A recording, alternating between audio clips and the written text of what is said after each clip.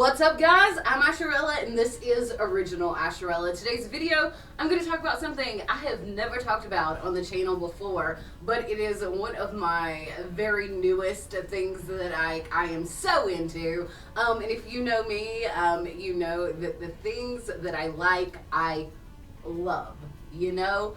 No middle ground. Like, if it's something that I deem like a piece of like culture or media or art or music or whatever, like if I deem it worthy of my attention, then I am all about it, you know? But that thing is dun dun dun Cobra Kai. Cobra Kai. I am so into Cobra Kai right now. It is not even funny. And the new season starts tomorrow, New Year's Day, and I am so excited. So today's video, I'm going to talk about Cobra Kai a little bit, just what I think about it up to this point, and some kind of like predictions and thoughts on upcoming season 3. But before I get into that, make sure you subscribe to the channel if you don't already subscribe. Find me on my social media accounts. Leave me a like and a comment. Do you watch Cobra Kai? Let me know, and gently press or like chop and like kick the shit out of that notification bell. Okay, so Cobra Kai. Oh my god, I love it so much. And really quickly, there are going to be spoilers in this video, so if you are watching it and haven't finished season 1 and 2, you might want to take that into consideration. If you plan on watching it and haven't yet, take that into consideration. But okay, if you don't know what Cobra Kai is, just real briefly, okay, the Karate Kid movies from the 80s, Daniel LaRusso, and then like the bully bad guy Johnny Lawrence. Okay, it is present day where that movie leaves off. Like, they are 25, 30 years later, they're adults, their lives now, they're the same characters, it is the same actors. Ralph Macchio is actually the executive producer. But anyway, so it is like Karate Kid present day with the main characters as adults, their kids, and, you know, ultimately like competing karate dojos. Okay, so Cobra Kai is badass. Okay, I'm gonna talk about a few things that I love about it, and then a couple thoughts on some of the like new characters and things like that. So if you guys watch my channel, or you know me, or we talk, you know, whatever, you know that I am very much like sympathetic to a villain. Like, I have a weakness for like the afflicted, the misunderstood, the anti-hero. Like, I've always had a soft spot for the bad guy.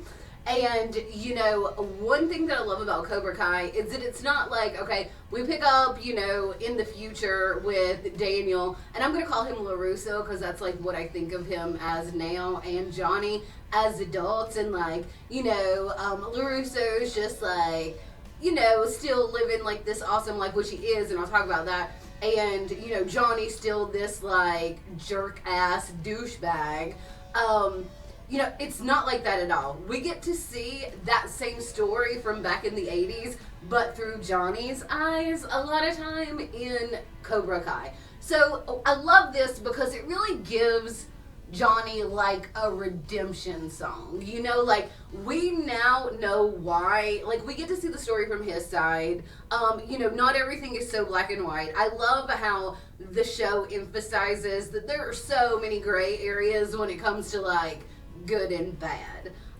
You know, Daniel, like, you know, or LaRusso, you know, he's this hero in Karate Kid, and it's like, you know, the underdog rises up in a Cinderella story, and he comes up and beats the jerky, like, pretty boy blonde guy that's just a total jerk. But, you know, they use a lot of footage from the original Karate Kid in Cobra Kai in ways that, like, you know, in the movie it emphasized LaRusso's side, but in Cobra Kai it really emphasizes Johnny's side, and we learned that things were not just like, you know, expensive dirt bikes and like nice houses and rich parents for Johnny when he was a kid. And, you know, I love how, you know, it really puts both of those stories up against each other, and we see that like he wasn't just a total D-bag, you know, like Johnny's awesome. Like, and if you've watched season 1 and 2 up to this point and you don't freaking love Johnny, like, there's something wrong with you.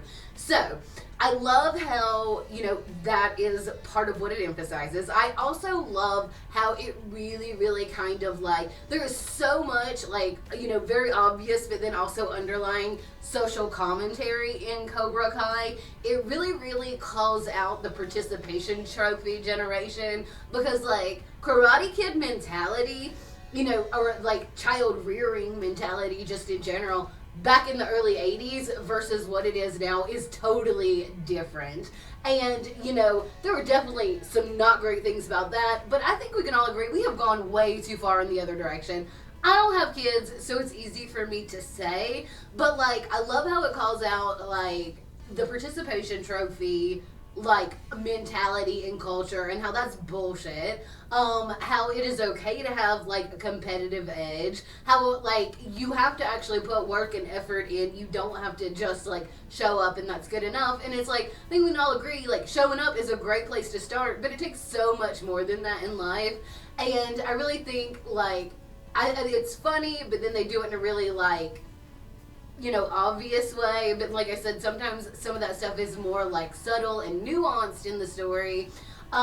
They also really make fun of how PC we have become as a society, and I respect everyone and I have no problem with anyone race, religion, sexuality, sexual orientation, gender identity, I could give a fuck how you identify. You're cool with me until you give me a reason that I'm not cool with you, but I'm not automatically going to just love you so much just because you are something different. And I think, again, with that idea, us today, we have gone way too far in the other direction. And it's people, I don't know, don't get me wrong and don't misinterpret this, but people should be even no matter what. They shouldn't just get an easier pass or an exception because they are different in some kind of way. We're all different in some kind of way. Nobody is just totally normal. You know what I mean? And we all have something about us that is not standard. And it doesn't it doesn't really make anybody special. And I think that yes, there are certain things that have caused people to have a harder time in life, and the year 2020, and this is the last day of 2020, thank God, but we should be past that. And I think it's going to take everybody just acknowledging that everybody is equal, and then we can move on in life, in society, and all this bullshit that's going on can stop. That is the tangent. But anyway, excuse me, Cobra Kai really calls out how PC people have become. And how that's not always necessarily a good thing. And like I said, I love the social commentary. I'm not going to go into too much detail on that because I could talk for 30 minutes. Okay, so now we have LaRusso, who's this hotshot car dealer. He does these cheesy oh, chop, infomercial, let me slash those prices, whatever.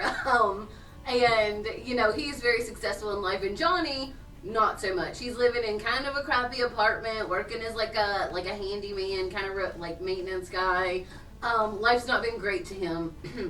And, initially, neither of them have a dojo when the series starts, but a series of very, random events leads them, crosses their paths again, and that inspires Johnny to reinstate or restart up Cobra Kai, which is the dojo he was a part of in Karate Kid. We also see Sensei Kreese come back in, and he is bad, totally a bad guy, totally bad news.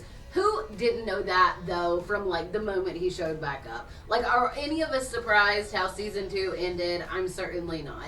But then, kind of, as a, motion against Cobra Kai, LaRusso starts Miyagi-Do, which, is a karate dojo, which is basically Cobra Kai is strike first, strike hard, no mercy. And yeah, it's badass.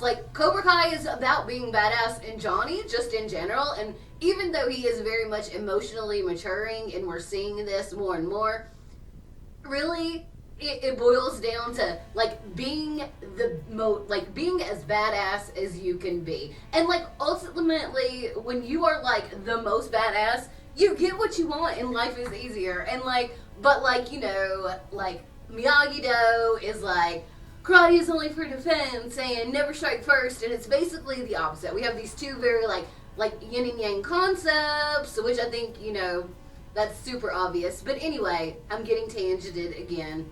So, you know, I like how the show really like, there's no clear good guy or bad guy in Cobra Kai other than Kreese, and he is no good. But of course we've known this. I keep losing my train of thought. But anyway, okay, so we're present day. LaRusso has a daughter, Samantha, who's karate girl. He has another kid who's a little fat lump and doesn't do karate, and we don't know much about him up to this point. But then also, Johnny has a son, Robbie, who I think looks like little Val Kilmer. Like, Robbie totally looks like a little Val Kilmer, who, ironically enough, hates his dad and takes karate from LaRusso with Miyagi-Do. One thing about Cobra Kai that I think is a little hard to believe, but I was having a conversation with somebody about it, and they were saying they don't think it feels forced, and I don't either. It's just like super coincidental how many of the story arcs in the show really hinge on these super unlikely coincidences and chance encounters. It's like, you know, like Johnny's new little neighbor kid just so happened to get beat up at the convenience store when Johnny's there by LaRusso's daughter's boyfriend, and LaRusso's daughter just so happens to be in the car that hits Johnny's car, you know, randomly. It's just like all these teeny tiny little things happen that are just like very unlikely coincidences, but a lot of the storylines like really hinge on those. But like I said, it doesn't feel forced. It's just like when you think about it, you're like, Okay, so Samantha I think is very vanilla. Robbie, I like him sometimes. Like, he's all right. We'll see. Miguel is badass. I love his character growth so far, and I will tell you, if he ends up paralyzed or in a wheelchair in season 3, I'm going to be pissed. And if he ends up studying and going to karate at Miyagi-Do, I am going to freak out on somebody. I swear to God. Okay, so that with them. I like Aisha. She's a badass. And Hawk. Oh my gosh. Because Hawk is really taking on this kind of like dark type persona, of course that's like right up my alley. He's my type of character. However, Hawk is going down like a dark in a not so great way path. I love that, like, he decided he wanted to be badass and he made himself badass. Like, Hawk is a badass. He wanted to be that and he made himself that. So like, yeah, I just really hope he gets this chip off his shoulder. And, you know, stops letting Kreese manipulate him in the way that he has up to this point. Dimitri, I would kick his ass too. He's so annoying. And, like I said, Samantha's vanilla. Like, she's okay, but really vanilla. And Tori, she really is kind of a stereotype of that type of character up to this point. You know, like, rough girl from the wrong side of the tracks, just having to fight for everything she has. Like, I think there's potential with her character, but we haven't really seen it yet. Now, season 3 starts tomorrow, and you better believe I'll be binging Cobra Kai tomorrow. I think I'm gonna do, like, reaction/recap videos of each episode. Would you guys want me to do that? Let me know. I am so here for that if it's something people want to see. Like I said, if Miguel ends up paralyzed or in a wheelchair, I'm gonna be pissed. I really want Johnny and Carmen to get together, like, for real. Like, I don't think it's gonna happen, like, easily, but I think it will happen.